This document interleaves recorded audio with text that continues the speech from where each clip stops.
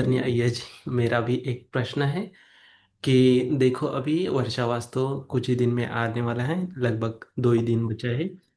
तो उपासकों की दिन में दिनचर्या कैसी होनी चाहिए, तो उस पर प्रकाश डालिए।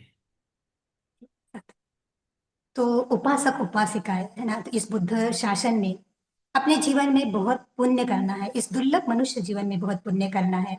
लेकिन प्रवृत्तों का जीवन तो बहुत अलग होता है। और गृहस्थी जो लोग होते हैं, बहुत सारे कार्य होते हैं उनको करने के लिए।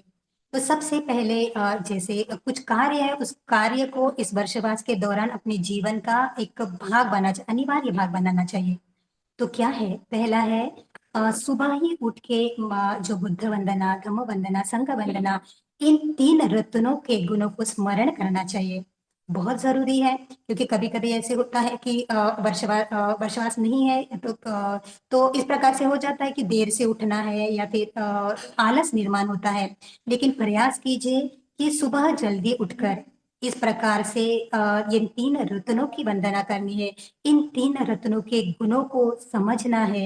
इन तीन रत्नों के जो गुण है उसको अपने जीवन में मैं किस प्रकार से अपने जीवन में इसको स्थान दूं, सर्वोत्तम स्थान दूं, इस प्रकार से वंदना करनी चाहिए। साथ साथ में दान और नियमित तौर से दान देना चाहिए। तो बहुत सारे उपासक उपासिकाओं को ऐसे लगता है कि दान देना तो बहुत कठिन है, क्योंकि कंटिन्यू दान नहीं दे सकते। लेकिन जैसे मैं जिस विहार में रहती थी इसके पूर्व वर्षवास के पहले, तो वहां पे हमने सभी उपासक उपासिकाओं को बोल के रखा था, कम से कम एक चम्मच चावल है, वो एक चम्मच चावल भी दान दे सकते हैं। क्यों ऐसे? क्योंकि मन में ये चेतना निर्माण होती है कि अरे आज मैंने दान किया, आज मैंने पुण्य कर्म किया। तो दान ये नहीं है कि बहुत बड़े विशाल स्वरूप में ही दिया जाए। दान वो है जो हमारे चित्त को प्रसन्न करे, जो हमारे जो कंजूसी है उस कंजूसी को दूर करे। तो इस प्रकार से रोज दान देते, थोड़ा थोड़ा थोड़ा थोड़ा, जिसको जैसे जमता है दान देते हैं। तो ये दान हमें रोज, उपासक उपासिकाओं ने रोज दान देना चाहिए इस वर्षवास काल के दौरान। साथ साथ में धम्म की सेवा करनी चाहिए। जब भी लगता है समय हो, तो विहारों में जाकर पूजनीय भिक्षु है, भिक्षुनी है, संघ है, उन संघ की सेवा करनी चाहिए। उनसे धम्म श्रवण करना बहुत जरूरी है। क्योंकि अगर कोई व्यक्ति धम्म का श्रवण नहीं करता है और अपने ही माना हुआ जो बातें है उसको बोलता है कि मैं इस प्रकार से पालन करूंगा तो मुझे लाभ हो जाएगा, ऐसे नहीं है। भगवान बुद्ध जी के सद्धम्म को समझना, भली प्रकार से जानना, ये बहुत जरूरी है। इसलिए बार बार धम्म का श्रवण करना जरूरी है। तो धम्म श्रवण करना चाहिए, संघ की सेवा करना चाहिए। साथ साथ में अपना जो चित्त है, उस चित्त जो शील, शील जो है वो शील को परिशुद्ध करने का, शीलों को अखंडित रूप से पालन करने का प्रयास करना चाहिए। अगर एक शील टूट गया है तो सोचना चाहिए कि अरे मेरा वो शील खंडित हो गया है, मैं अभी उस शील को खंडित नहीं करूंगा, क्योंकि अगर मैं शील को खंडित करूंगा तो उससे मेरी ही हानि होगी, मेरा लाभ तो नहीं होगा ना। तो इस प्रकार से वो अपने शीलों को अखंडित रूप से करता है। तो हमें अपने जो उपासक उपासिका है, इस वर्षवास में प्रयास करें कि अपने शीलों को खंडित ना होने दे। उसके बाद में अपने चित्त को अपग्रेड करता रहता है। अगर चित्त में पहले से है ना, जो जब तक हम निब्बान को प्राप्त नहीं कर सकते, तो राग द्वेष मोह तो है, लेकिन उसको बहुत कम करना है, संयमित करना है। अपने जो चित्त है उस चित्त को शांत करने का प्रयास करना है। अपने चित्त में कुशलता निर्माण करनी है।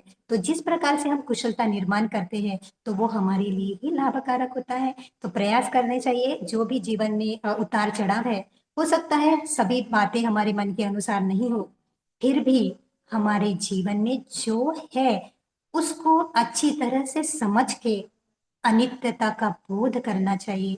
अपने जीवन में इस प्रकार से जो हम कह सकते हैं कि समता लानी चाहिए, अपने चित्त को डेवलप करना चाहिए। ये भी बहुत जरूरी है। तो धम्म का अभ्यास करना चाहिए, समाधि का अभ्यास करना चाहिए। इस प्रकार से जो जीवन है वो जीवन, ये वर्षावास है, वर्षावास में बहुत अच्छे अच्छे कुशल कर्म करना चाहिए। आप ये भी कर सकते हैं कि वर्षावास में एक डायरी बना दीजिए। वो डायरी में हर एक दिन आज मैंने कौन से पुण्य कर्म किए हैं, तो उसका पुण्य कर्म का अगर हम कर देखते हैं तो देखेंगे कि अरे आज मैंने दान दिया क्या, आज मेरा शील तो खंडित नहीं हुआ है ना, अगर आज हुआ है तो मैं कल उसको खंडित ना करूं। मैत्री का अभ्यास मैं कर रहा हूँ कि नहीं कर रहा हूँ। इस प्रकार से मैं साधना यानी अपने चित्त को अपडेट कर रहा हूँ या ना कर नहीं कर रहा हूँ।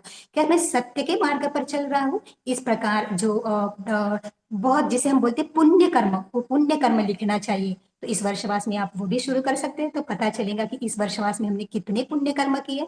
तो कुछ दिन बाद ऐसे हो जाएगा कि मन जो है वो पुण्य कर्म ही में ही अधिक लगेगा, और जो हमारी गलतियां हो जाएंगी वो जो गलतियां हैं कम हो जाएंगी।